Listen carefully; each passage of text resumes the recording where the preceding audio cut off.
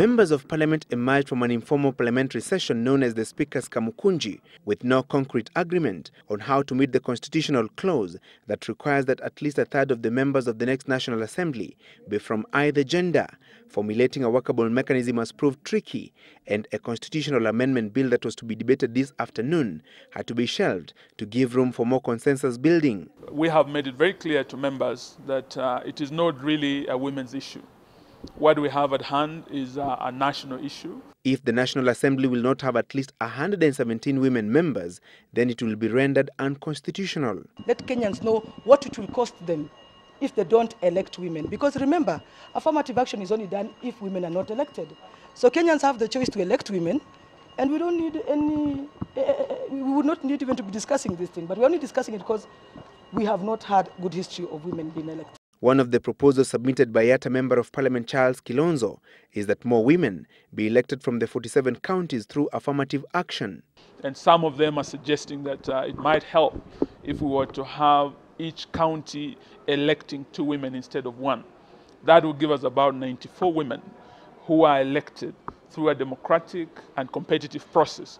If adopted, the proposal will increase the number of members in the National Assembly to over 400. There is also another proposal by Gender Minister Dr. Naomi Shaban to first hold the general election, then look at the number of elected women members of the National Assembly, and if the 1/3 gender threshold will not have been achieved, use the political party's nomination method to bridge the gap.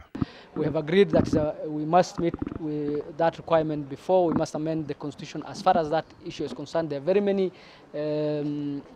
interesting suggestions coming through. So certainly if we're not getting the number, we would rather not have it fail, we would rather wait until we can get the numbers. Neighboring countries have successfully managed to address the gender parity issue in their respective national assemblies. Rwanda has over 50% female population in parliament, while Tanzania, Uganda and Burundi have made major strides on the gender front. Kenya's 10th parliament has 21 female members of parliament out of 222 members.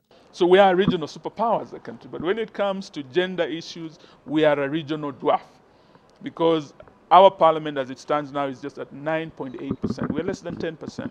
For now, the members of parliament meeting resolved to set up an ad hoc 10-member committee to study various proposals on the attainment of the gender threshold and advise parliament on the way forward.